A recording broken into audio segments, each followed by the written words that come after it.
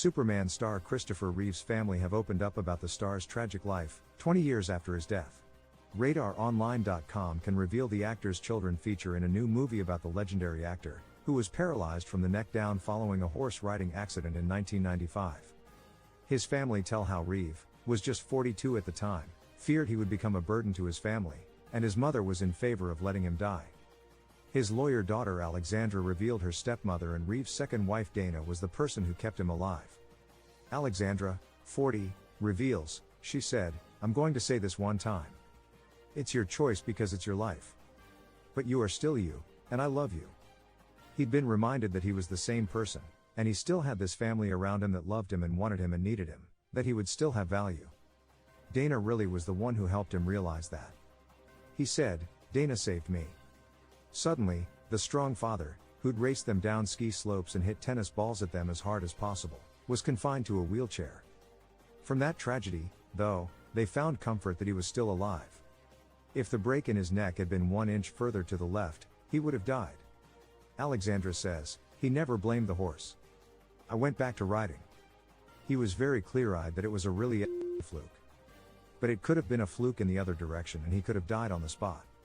Alexandra, her brother Matthew, stepbrother and Dana's son Will, now 32, got to spend more time sitting with their father following his accident.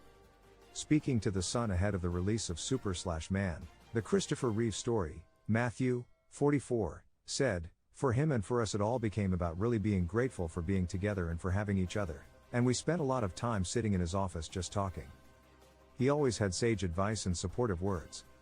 Reeve became the most high-profile advocate for the paralyzed community, raising millions for research and campaigning for better rights for disabled people.